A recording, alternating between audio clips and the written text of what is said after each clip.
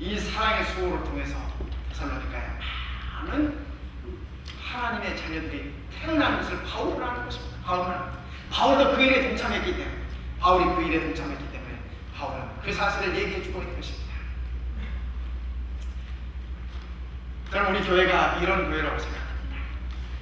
여러분들이 기회 사역에 참여하면서 한 영혼을 위해서 얼마나 많은 기도하고 얼마나 많은 시간들을 투자하고 얼마나 많은 돌봄과 보살핌을 보여주는지 참으로 감사한 것입니다. 지난 일요일 새벽에 저희들 새벽 기도에 35명이 나왔습니다. 많이 나왔나요? 아멘. 많이 나왔습니다. 그랬더니요, 새벽 기도에 나오시는 우리 원로 장로님께서 오늘 아침은 제가 다 먹이겠습니다 해서 그 사람들 다 데려가서 순두부를 먹여주셨어요. 아멘. 제가 감사하는 마음으로 그 아침에 이 순두부를 먹으면서 우리 장로님 일요일 새벽마다 이렇게 대접해 주면 좋겠습니다. 아멘.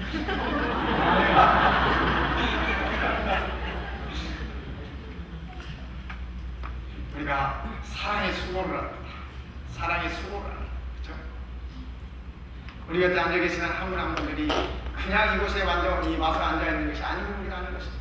교회 안에 얼마나 많은 사랑의 수고들이십니까? 그렇죠? 그러면서 우리가 함께 발전하는 것 같아요. 그러면서 함께 발전하는 것 같아요. 오늘 우리 동영상 보니까 이제 동영상 만드는 기술도 많이 발전한 것 같습니다. 그렇죠? 새가족 소개 처음에 할 때는 뭐 사진 몇 장 왔다 갔다 하더니 이제 그렇죠? 너무너무 감사합니다. 데살로니가 교회는 사랑의 수고가 풍성한 행복한 교회였습니다. 저는 행복은 믿음이고 행복은 사랑이라고 그렇게 생각합니다. 여러분, 우리가 그리스도 안에서 정말 행복한 교회로 성장하는 우리 하나님께 얼마나 큰 영광이 되겠습니까? 오렌지 중앙교회, 저는 그런 교회라고 생각합니다. 우리 모두가 하나님께 쓰임받는 그런 아름다운 교회라고 생각합니다.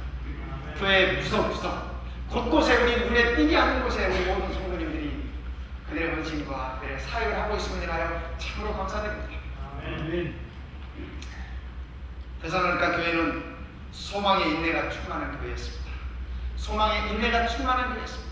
소망에는 기다림이 있습니다. 소망에는 반드시 기다림이 있습니다.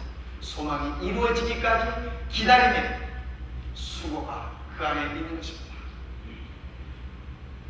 초기 교인들은 데살로니가 교회 그 당시 사람들은 인사를 이렇게 했다고 합니다. 마라나타, 이렇게 인사를 했다고 합니다. 여러분, 마라나타의 의미를 아십니까? 마라나타 뜻이 뭡니까? 주께서 곧 오십니다. 주께서 다시 오십니다 하는 의미입니다. 성도들이 서로 인사할 때 마라나타 이렇게 인사해요. 우리는 뭐라고 인사합니까? 만나면? 네? 안녕하셨어요. 요새 하도 안녕하지 못한 일들이 많으니까 안녕하지 못한 일들이 많으니까 저희 어렸을 때는 이렇게 인사했어요. 밤새 안녕하셨습니까? 이렇게 인사했어요. 진짜 그랬어요.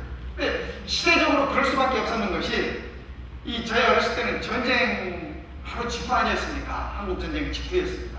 그러니까 하룻밤 자고 일어나면은 이 북한 사람들 붙잡혀 가기도 하고 없어지기도 하고 그랬어요. 그러니까 그 당시에 인사는 밤새 안녕하셨습니다. 밤새 안녕하세요. 그리고 또 인사하면 진지 드셨습니까? 그죠? 뭐 먹고 사니까 먹는 것이 이게 인사고리가 되는 겁니다. 요즘 우리 인사하면서 식사 잘했습니까? 그런 인사 잘 안 하지 않습니까? 그죠?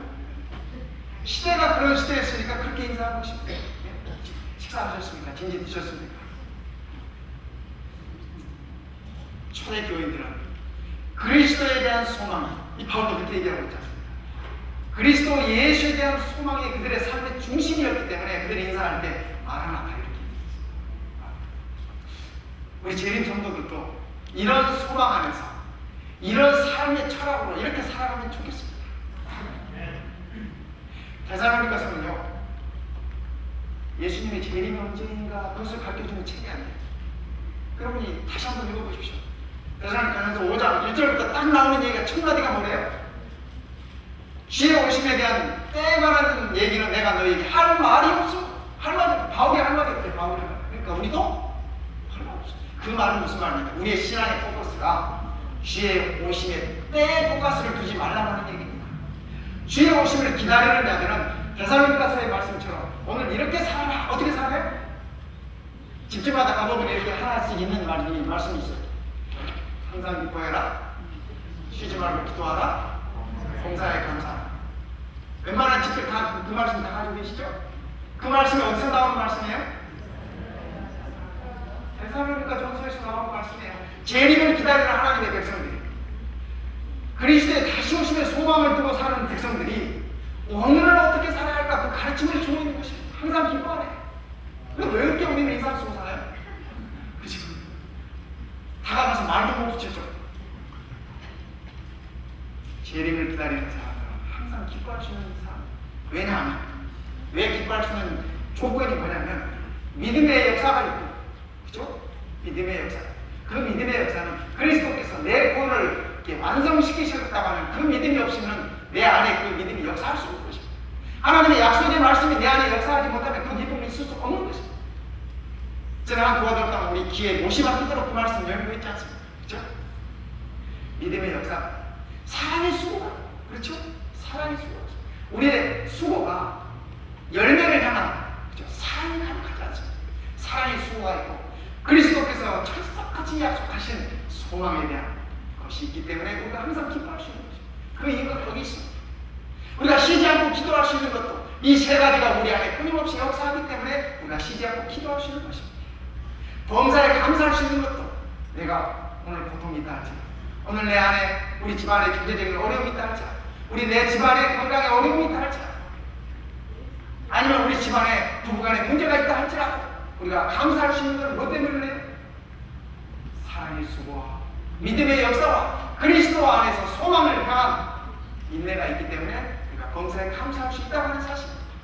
여러분, 바울은 우리들에게 분명하게 가르쳐주고 있습니다. 재림을 기다리는 이 데살로니가 교인들에게 분명하게 가르쳐주고 있습니다.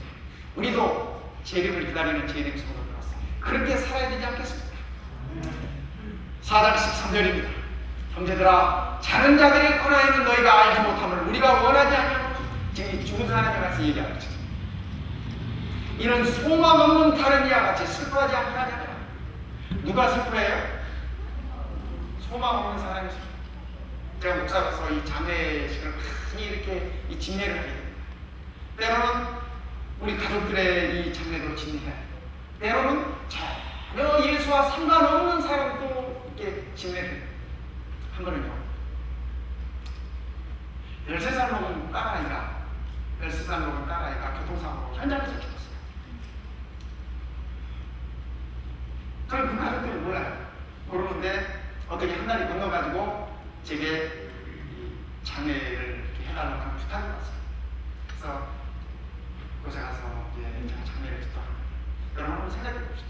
13살 먹은 딸아이의 부모님이 아무런 소망이 없어. 아무런 소망이 없어. 하염없이 통곡을 하는데 어떻게 이루어질 말이 없어요. 제가 뭐라고 이렇게해서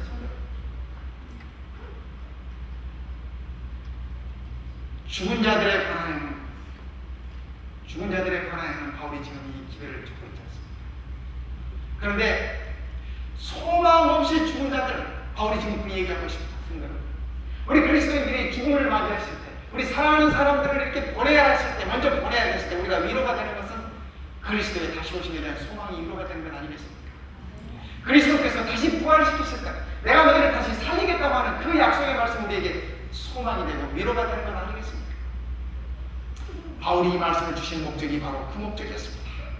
이는 소망 없는 다른 사람들처럼 너희가 슬퍼하지 않기 위해서 이 데살로니가 교인들에게 이 편지를 쓴다고 합니다.